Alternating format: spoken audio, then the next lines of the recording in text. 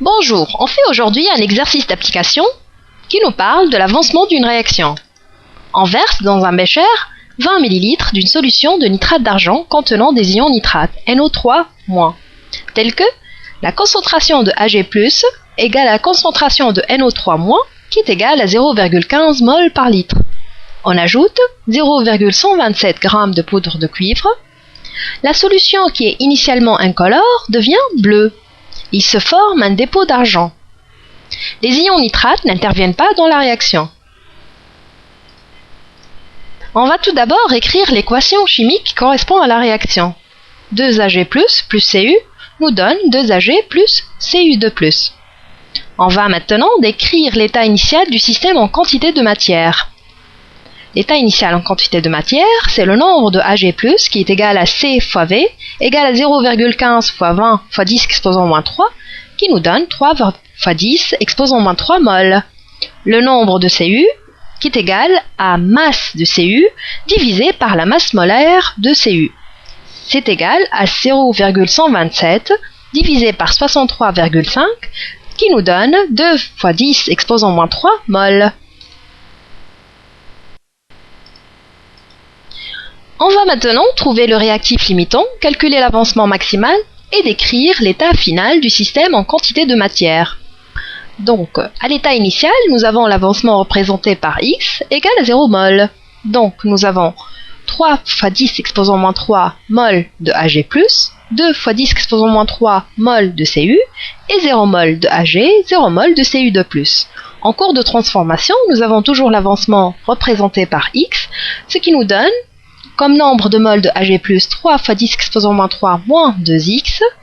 Pour le Cu, nous avons 2 fois 10 exposant moins 3 moins 2x. Et le nombre de moles de Ag est égal à 2x. Le nombre de moles de Cu2+ égale à x. Nous cherchons maintenant l'avancement maximal x max et le réactif limitant. Pour cela, on va supposer tout d'abord que Ag+ est le réactif limitant. Ça va nous donner 3 fois 10 exposant moins 3 moins 2x égale à 0, ce qui donne x égale à 1,5 fois 10 exposant moins 3 mol. Si maintenant le Cu est le réactif limitant, nous allons avoir 2 fois 10 exposant moins 3 moins x égale à 0, ce qui donne x égale à 2 fois 10 exposant moins 3 mol. Par conséquent, x max égale à 1,5 fois 10 exposant moins 3 mol, c'est le réactif limitant qui est Ag+. Pourquoi on a choisi de dire que le réactif limitant est Ag+? Parce que c'est le plus petit. Maintenant, on va voir la composition finale du mélange en quantité de matière. Donc, on a vu que l'état initial donnait une certaine composition. En cours de transformation, nous avons trouvé une autre composition. À l'état final, comme on a choisi que l'avancement maximal était de 1,5 fois 10 exposant moins 3 mol, ça va nous donner comme quantité de matière de Ag+, 0, comme quantité de matière de Cu, 5 fois 10 exposant moins 4. Pour le Ag, ça va être 3 fois 10 exposant moins 3.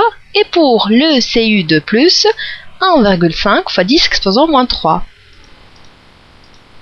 Maintenant, on va déterminer à l'état final les concentrations molaires des ions en solution. On fait tout d'abord l'inventaire des ions Cu2+, et des ions NO3-.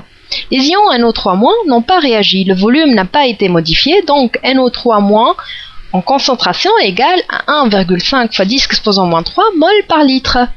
Cu2+, en concentration égale le nombre de Cu2+, divisé par le volume, c'est-à-dire que c'est 1,5 fois 10 exposant moins 3 divisé par 20 fois 10 exposant moins 3, ça nous donne 7,5 fois 10 exposant moins 2 mol par litre.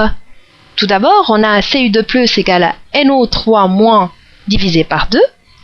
Ça, parce que la charge de l'ion Cu2+ est 2 fois celle de NO3- et que la solution est électriquement neutre. La leçon est maintenant terminée. Je vous attends sur le forum pour répondre à toutes vos questions. Topnet, very intelligent people.